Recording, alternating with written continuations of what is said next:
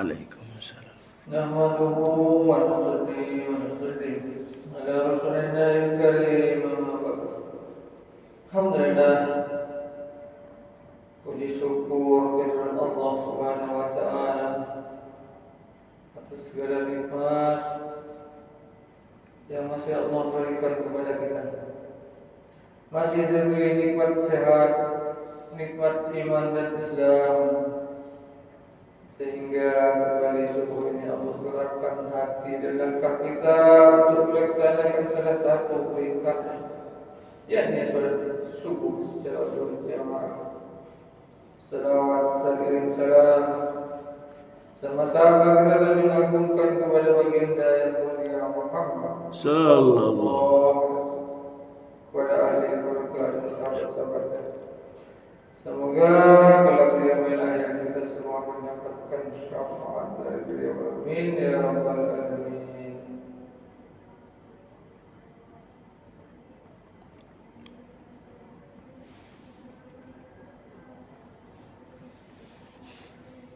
Kembali kita akan mengulang-ulang mendengar nasihat-nasihat baginda Rasulullah, hadis-hadis baginda Rasulullah tentang bab zikir, yakni maklum hadis dari Mu'adz bin Jabal. Dari Mu'adz bin Jabal radhiyallahu Rasulullah sallallahu alaihi wasallam bersabda, tidak ada amalan seseorang yang lebih menyelamatkan dirinya dari siksa kubur daripada zikrullah. Dari Mu'adz bin Jabal, Rasulullah sallallahu alaihi bersabda, tidak ada amalan seseorang yang lebih menyelamatkan dirinya dari siksa kubur daripada zikrullah. Siksa kubur sangatlah mengerikan. Yang mengetahuinya adalah orang-orang yang telah membaca hadis-hadis tentang siksa kubur. Apabila Utsman radhiyallahu pergi ke kuburan, setibanya di sana ia akan menangis keras sehingga janggutnya basah oleh air matanya. Seseorang bertanya, engkau telah mendengar tentang surga dan neraka, tetapi engkau tidak menangis seperti ketika engkau menangisi melewati kuburan. Jawabnya, kubur adalah tempat pemberhentian pertama di akhirat. Siapa yang selamat di tempat pertama ini, ia akan selamat di tempat yang lainnya. Barang siapa tidak selamat di tempat ini, maka ia akan mendapat kesulitan di tempat-tempat berikutnya.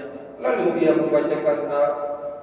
membacakan sabda Nabi SAW, aku tidak pernah menyaksikan pemandangan yang sangat menakutkan selain siksa kubur.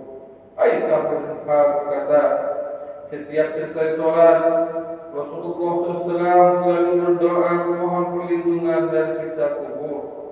Dari Zaid bin Umar, Nabi SAW bersabda, seandainya aku tidak mencemaskan kalian tidak mau menguburkan jenazah karena takut, niscaya aku akan berdoa kepada Allah agar diperdengarkan siksa kubur kepada kalian. Selain manusia dan jin, semua makhluk hidup dapat mendengar suara siksa kubur ini. Sebuah hadis menyebutkan ketika Nabi SAW berada dalam suatu perjalanan, tiba-tiba unta beliau mogok. Beliau ditanya, mengapa unta ini ya Rasulullah? Sabda Nabi SAW, seseorang sedang disiksa di dalam kuburnya, karena suara siksaan itulah yang membuat unta ini mogok. Ketika Nabi SAW sedang duduk di dalam masjid, beliau melihat beberapa orang sedang bergurau sambil tertawa-tawa. Lalu beliau bersabda, jika kalian mengingat maut, tentu kalian tidak akan seperti itu. Di dalam kubur tidak ada hari yang berlalu kecuali kubur akan berkata, aku adalah rumah pengasingan, aku adalah rumah orang-orang yang sendiri, aku adalah rumah binatang-binatang dan cacing-cacing. Jika seseorang yang imannya sempurna dikuburkan, maka kubur akan berkata, kedatanganmu yang sangat berkah, kamu sangat baik, kamu telah datang di antara orang-orang yang berjalan di muka bumi ini, kamulah yang paling aku cintai, dan kamu telah diserahkan kepadaku, maka akan kamu ketahui bagaimana aku berbuat baik kepadamu. Lalu kubur akan meluas jauh mata memandang, dan dibukakan bagi orang itu pintu surga. Maka berhembuslah terus menerus angin wangian yang sangat harum. Sedangkan jika seorang kafir atau pendosa yang dikuburkan, maka kubur akan berkata, kedatanganmu ini sangat celaka dan tidak berkah. Apa perlunya kamu datang kemari? Di antara orang yang berjalan di muka bumi ini, kamulah yang paling aku benci.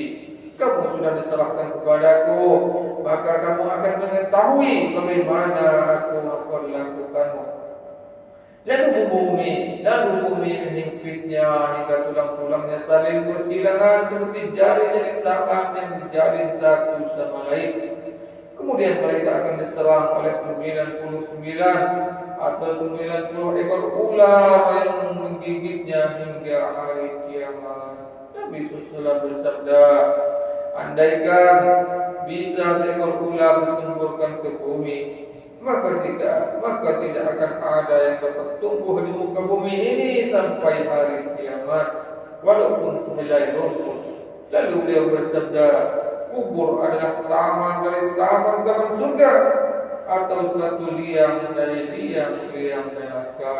Sebuah hadis menyebutkan, ketika Nabi SAW melewati dua kuburan, beliau bersabda, dua ahli kubur ini sedang disiksa. Yang seorang disiksa karena namimah,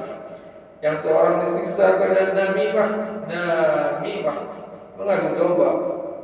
Yang lainnya karena tidak berhati-hati ketika buang air. Betapa banyak di antara kita yang meremehkan masalah istinja dan mempermainkannya.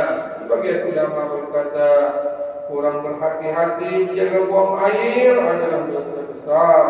Bahkan Ibnu Hajar dalam suatu riwayat hadis yang sahih mengatakan, paling banyak siksa kubur disebabkan oleh kencing yang tidak hati-hati.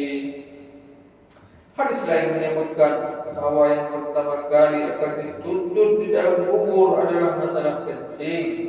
Siksa kubur adalah sesuatu yang sangat dahsyat.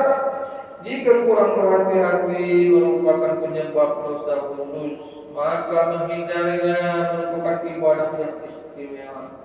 Sehingga disebutkan dalam hadis bahwa surat Tabarok hendaklah dibaca setiap malam sebelum tidur, karena dapat menjauhkan dari siksa kubur dan siksa api neraka. Adapun masalah yang berhubungan dengan zikir telah disebutkan di dalam hadis yang lalu. Alhamdulillah, satu hadis yang panjang dari baginda Rasulullah tentang bab zikir, mana Allah beri kita kemudahan, taufik hidayah untuk bisa mengamalkan dan menyampaikan kepada yang boleh mendengar. Subhanallah bihamdika. Amin. Astaghfiruka. Assalamualaikum warahmatullahi wabarakatuh. Waalaikumsalam.